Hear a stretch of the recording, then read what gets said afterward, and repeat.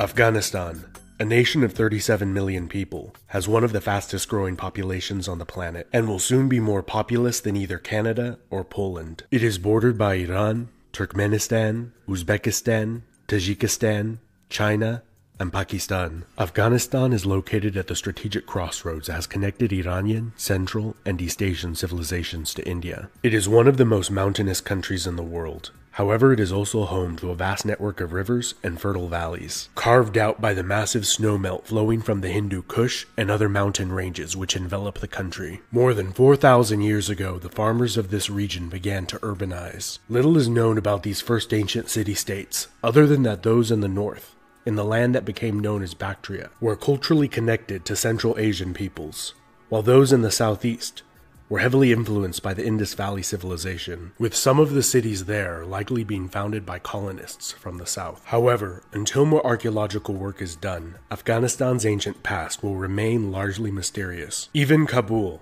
the current capital of Afghanistan, is likely to have been near continuously inhabited for more than 3,500 years, with the exact origin and people who built it unknown. Sometime during the 7th century BC, the Medes, a northern Iranian people, were the first to conquer and unite this land under their rule, which lasted approximately a little over a century. They were overthrown by the closely related Achaemenid Persians, who divided the empire up into satrapies, or provinces. By the time of the conquests of Alexander the Great, Persian people, language, culture, and religion were prevalent in what is now Afghanistan, with sizable Buddhist and Greek minorities who the Persians had resettled from their western provinces in the preceding centuries. Alexander faced some of the most formidable resistance of his conquests in Bactria, which is likely the primary reason he married the Bactrian princess Roxana, with whom he had a son, also named Alexander, which secured the allegiance of much of the Bactrian nobility and people, and access to India through the strategically important Khyber Pass. Alexander also founded several Greek colonies in the region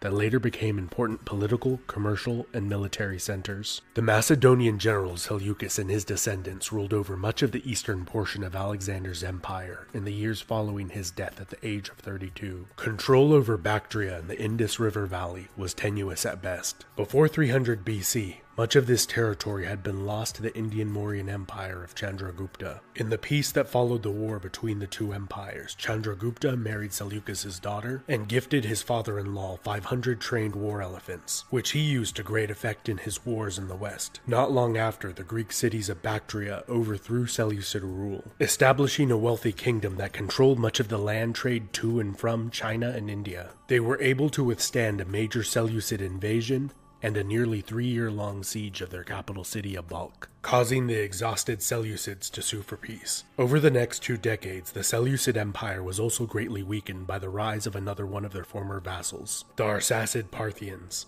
In the southeast, the Mauryan Empire collapsed. The Greco-Bactrians were then able to effectively fill much of the power vacuum left by these two empires, but their success was halted by internal division. As much of the army was in India, expanding Greco-Bactrian territory, the king was overthrown by a usurper, splitting the empire into 2 kingdoms, which both experienced several decades of relative stability and prosperity, and the flourishing of a culture that was a unique amalgamation of Greek, Iranian, Indian, and other Central Asian cultures. After the Greco-Bactrians suffered a series of severe military defeats by the Parthians, they were overrun by successive waves of nomadic invaders. The most powerful of these tribal confederations were the Uz and the Saka, or Scythians, who established control over the lower Indus Valley. The Uz settled in Bactria and largely assimilated with the local people over time. After the waves of nomadic invasions calmed down to some extent, the Parthians then conquered much of the east, up until the Indus River. The Parthian Arsacid dynasty was very hands-off in their style of governance, and were content as long as taxes were paid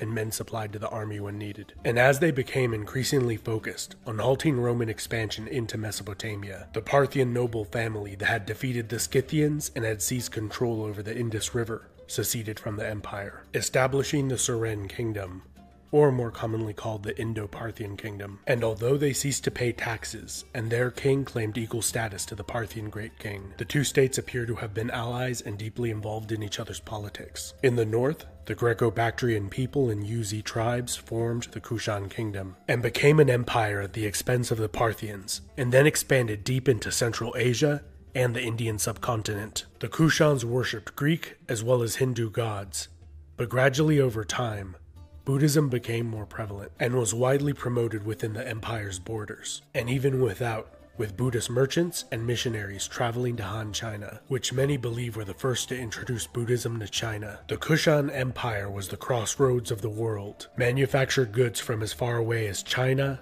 Rome, and Achaemenid Ethiopia would have been common sights in the great cities of the Kushan Empire. In the west, the Parthians succumbed to internal infighting which allowed the Sassanid Persians to overthrow them. Viewing themselves as the re-establishment of the ancient Achaemenid Persian Empire that Alexander had toppled, the reinvigorated Persians successfully campaigned to the north, south, east, and west, quickly overrunning the Kushan Empire, and established the Kushan Shahs as vassal kings of a greatly diminished territory, and were gradually stripped of their military and administrative power. During the intermediate period of Sasanian decline, the nomadic Kidarites and then Hephthalites gained control over the eastern portion of the empire, and like the Yuezhi before them, they largely adopted much of the local culture before being reconquered by the Sasanians. It was during Sasanian rule that the first recorded instance of the term Afghan was made in reference to the people inhabiting the mountainous eastern provinces of the empire, and is likely derived from the Pashtun ethnic group, which is the largest in Afghanistan. By the time of this region's conquest by the Arab caliphates, Buddhism and the Persian Zoroastrian faith were the dominant religions in the land that proved difficult to control. Whenever a large Arab army left,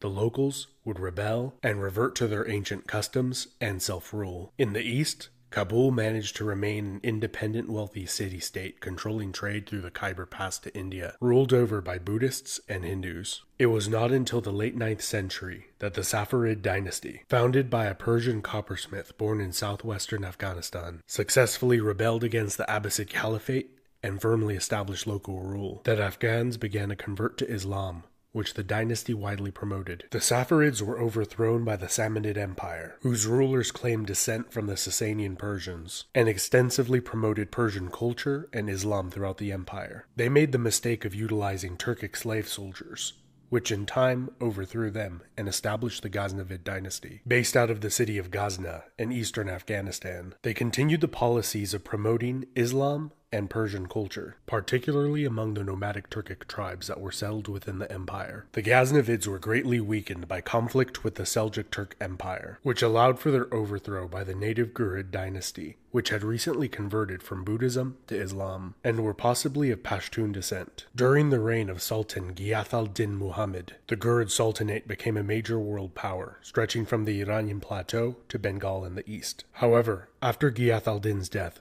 the empire fell into infighting, and was rapidly conquered by both the Delhi Sultanate in India and the Empire of Khorasan, both of Turkic Mamluk origin. Only 15 years after their conquest of the Ghurid Sultanate, Khorasan was overrun by the Mongol Empire of Genghis Khan, who frequently massacred the populations of cities that did not immediately surrender. The Mongol Empire split into several successor states not long after their conquest of the region. The Il Khanate, as the name coincidentally implies, fell ill and was ravaged by the plague, wiping out much of the Mongol royal family and army. And as the Il Khanate fragmented into many small states, the Tajik vassal princes of Herat established a sizable kingdom for a short time. All of these small states were conquered by the Turco-Mongol warlord Tamerlane, who inflicted even greater slaughter and destruction throughout the Near East than the Mongols had done a few generations before. Timur frequently used Afghanistan as his base of operations, and his descendants moved the capital from Samarkand to Herat. The century following Timur's death